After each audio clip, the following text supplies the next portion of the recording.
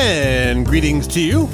Joe Rubenstein here, producer and host of Real-Time 1960s. I want to thank you very much for joining me today and to remind you that all of our content can be found at realtime1960s.com, and if you love what we're doing, visit patreon.com/realtime1960s, support this project, get exclusive access to bonus content, and help us continue to bring you this ongoing portal into the past. That's patreon.com/realtime1960s. And today we approach the end of our journey through my ranked list of the top 10 films of 1964. On 6 previous episodes, we covered films 10 through 3, The Naked Kiss, That Man from Rio, The Pawnbroker, Goldfinger, The Soft Skin, Nothing But a Man, A Hard Day's Night, and 7 Days in May. And today, we move on to film number 2. So without further ado, the best of 64 at the movies, right now.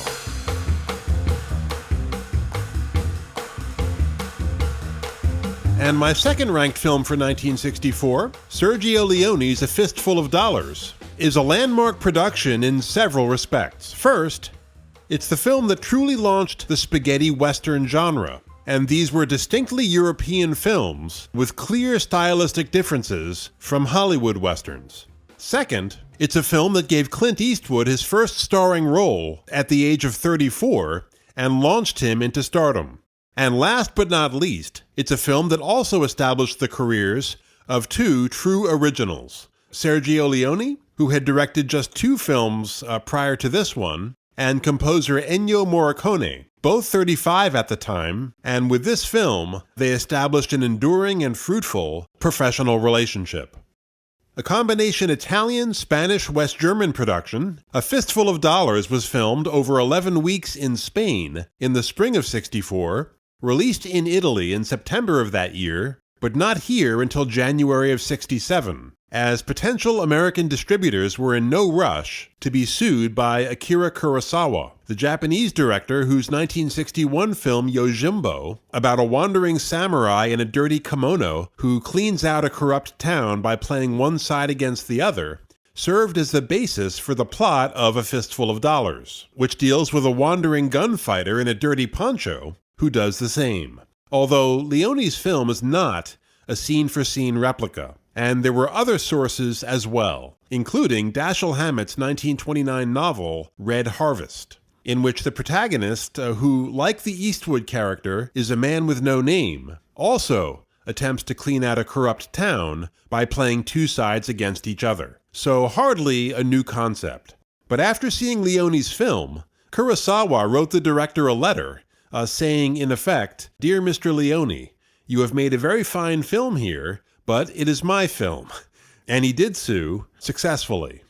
It's unclear why Leone and his producers did not acquire the rights initially. The most likely answer is they just took a calculated risk that didn't pan out. But as part of the settlement, Kurosawa was awarded all Far Eastern rights to the film. In Japan, it was actually retitled The Return of Yojimbo, and he also got a percentage of the rights worldwide. And due to the unexpected success of this film, he made more money off of this than from any of his own films.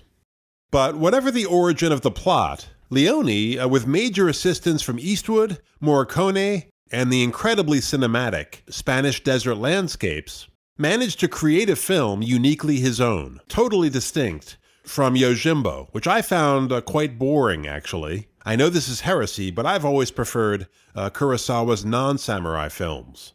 But A Fistful of Dollars really filled a void in '64 in Italy, where westerns had always been hugely popular. The Magnificent Seven, the 1960 Hollywood film, which also used a Kurosawa film as its basis, The Seven Samurai, was a box office smash in Italy.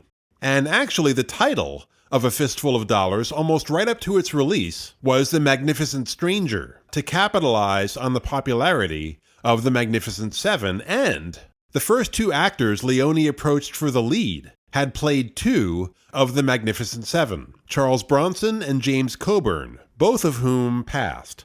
Bronson hated the screenplay, and Coburn wanted $25,000, not the $15,000 that Leone was offering, although both men would ultimately work with Leone on later projects. But I mentioned the void. Despite the abundance of TV westerns in this country in '64, including Rawhide, which featured Eastwood in a lead role, there were far fewer movie westerns in the early '60s than had been produced in the '40s and '50s. In 1950, 150 Hollywood westerns were released, compared to 15 in 1963. And Leone, whose first two films had been sword and sandal historical epics, did not believe that the Italian appetite for the genre had lessened at all. So he saw an opening there. But it wasn't just a business calculation to make this film. Leone, like his countrymen, also loved the Western, and had very definite views on what he liked in the genre and what he didn't like, and he was eager to carve his own mark. What he liked was action and a kind of gritty realism. What he didn't like were the talky, intellectual-type westerns. You know, the civics or social work stories dressed up in Western garb. So High Noon, which I love, would not have been high on his list. He also didn't care for the clear-cut morality of most Hollywood westerns. And while there is a distinction between good and bad in this film, it's very slight. In fact, it's more of a distinction between mostly indifferent, the Eastwood character, and horribly evil, the two clans who run this corrupt Mexican town of San Miguel, the Rojos and the Baxters. So, as Eastwood once said, Leone's films don't have black hats and white hats. Everyone wears a gray hat, and I think that's true. This is also a film which, in its uncut version at least, it was heavily censored in most markets and given an X rating in Britain, is quite violent, especially for its time. Leone hated the kind of fake violence found in most Hollywood westerns and TV shows. You know, that unrealistic, borderline slapstick approach. When Eastwood is captured by the Rojos and tortured for information, tequila is poured into his open wounds, cigars put out on his body, and one of the more sadistic of the Rojos stomps on his hand and breaks it. Fortunately, not his shooting hand. But Leone, when discussing his filmmaking philosophy, said more than once, "I never want the audience to get bored." And he was most likely thinking of Italian audiences when he said that. Even though television had started up in earnest in Italy in 1954, there was only one station at the time this film was made, which ran mostly news or information programs. And the vast majority of southern Italian homes still did not have television in 1964. Their source of both news and home entertainment remained the radio. And their source of filmed entertainment remained the movie house. The average adult in southern Italy in 1964 went to the movies twice a week, an incredible number for a region with major pockets of poverty. And as Leone was well aware, audiences in southern Italy had a very low threshold for boredom. And if they were bored, they would talk through the film. Contrarily, when a film character got shot or if there was any serious violence, the talking would cease. So when Leone was cutting this film, he kept saying more shooting, louder shots, which, by the way, virtually all Italian films at this time were shot without direct sound recording. The entire soundtrack, including all dialogue, was recorded afterward in the studio, which required some adjustment for Eastwood. Unlike his experiences in Hollywood for Rawhide, there was no quiet on the set. As he was filming his scenes, people would be talking in the background, playing frisbee behind the camera, so he had to kind of will himself to concentrate that much harder. Actually, Eastwood did not record the audio for his own lines until 1966, just before the film was released here. But this Italian tradition of studio-fabricated sound design left a lot of room for sonic enhancements. So, as one critic pointed out, the pistol shots in this film sound like rifles, the rifles sound like cannon, and the cannon sound like nuclear explosions. And sure enough, there wasn't a whole lot of talking going on in those southern Italian movie houses when Leone's westerns played. And those audiences were also enchanted by the persona that Eastwood and Leone had constructed for the man with no name. This tough, grimy, cigar-smoking outsider, quick on the trigger, cynically on the take, and able to take a vicious beating. And a character that also resonated beyond Italy. By the time this film was released here in '67, the counterculture was in full swing. Everything was being questioned. And so for young people in particular, this character who lived outside the bounds of conventional society and morality, who had his own personal code, so in some respects, similar to James Bond, although unlike Bond, he was self-employed. This was someone they could definitely get behind, and did. Now, what's fascinating is the man who played this character was, at least initially, totally unaware of the success that A Fistful of Dollars was having in Italy and elsewhere in continental Europe in late '64, early '65. When Eastwood returned to the US in June of '64 with a suntan and 15 grand in his pocket, he went right back to his role on Rawhide, virtually positive that this magnificent stranger picture, as he knew it, would be a total bomb. But several months later, he happened to read in Variety magazine an article about this new surge in popularity of Italian westerns in Europe, largely due to the outstanding returns for A Fistful of Dollars, a film Eastwood had never heard of, as no one had bothered to inform him that the title had been changed. But after some checking, he realized he was a star of this European smash. But as I said, this character really became a kind of template for the tough, modern action hero, including Eastwood's own Dirty Harry, the man of few words. You know, most actors are always going to be gunning for more lines. But Eastwood was one of the few, Steve McQueen was another, who was always cutting his own lines, which here Leone wisely allowed him to do. For example, there's one critical scene, one of the few where Eastwood shows any humanity, where he manages to reunite a family after the wife had been kidnapped by the Rojos. And just before this rescued couple and their young son are about to ride off into the desert, they ask him, why are you doing this? Which is a fair question, as to this point, his only clear interests have been killing people and making money. Now, in Leone's original script, there were 3 pages of dialogue, as Eastwood's character answered the question with a long story about an incident from his earlier life, which explains this generosity. But Eastwood cut those 3 pages down to 2 lines. All that remains is, I knew someone like you once, and there was no one there to help. Now get going. Which is not only totally sufficient, but it maintains this character's mysterious aura.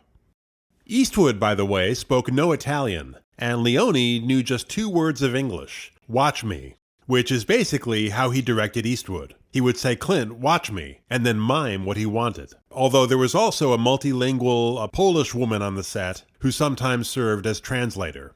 But despite the language barrier, Eastwood and Leone did share a very dry sense of humor. Eastwood, who, despite the ever-present cigar in this film, was a non-smoker. If you watch closely, the cigar is often unlit in his mouth.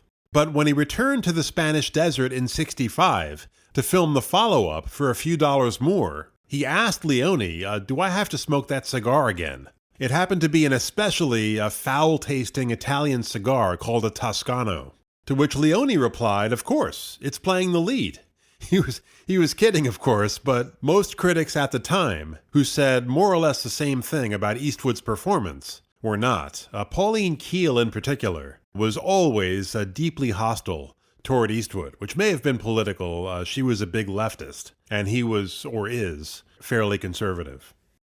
But as I said, a huge amount of credit for this film's success, and all of Leone's work to follow, must go to Ennio Morricone, without whose music, I'm convinced, these films would be forgotten today. And by the way, you'll notice that Morricone is listed in the credits with a pseudonym, Dan Savio. And he isn't the only one. Leone is listed as Bob Robertson, John Maria Volante, who gives an intensely charismatic performance as the leader of the Rojos, as flamboyant a performance as Eastwood's is minimalist. He's called Johnny Wells. Basically, anyone with a Spanish or Italian-sounding name was rechristened with a more Anglican-sounding name, as the producers felt that a seemingly American Western would have a greater chance of success in Europe than an Italian Western would. although after this film, that practice was discontinued. But Morricone, since the late 50s, had been working mostly as a pop music arranger. And at an early conference with Leone about the music for this film, he played for the director an arrangement he had done for Peter Tevis, an American folk singer, of a Woody Guthrie song, Pastures of Plenty. You can find it on Spotify. And Leone said, yes, that's the sound I want. So for the opening credit theme, which is heard at various other points as well, Morricone got rid of the vocals, but retained many elements of that arrangement, beyond just the melody and harmony. The acoustic guitar as the primary accompaniment, the sound effects of the whip and the amplified gunshots, and the whistling, which is very effective, as it underscores the solitary nature of this hero, or anti-hero. But this opening theme really established that distinctive Morricone sound. On top of the elements I just mentioned, the electric guitar replacing Tevis's vocals as the lead instrument. And that guitar sound was directly inspired by the James Bond theme, as were the visuals of the opening credits, with their animated action scenes in silhouette, a technique called rotoscoping, and the bright primary colors. There's also a second, more lyrical theme used most extensively in the build-up to the final gun battle between Eastwood and the Rojos. During the battle itself, the music is totally withdrawn, which is very effective.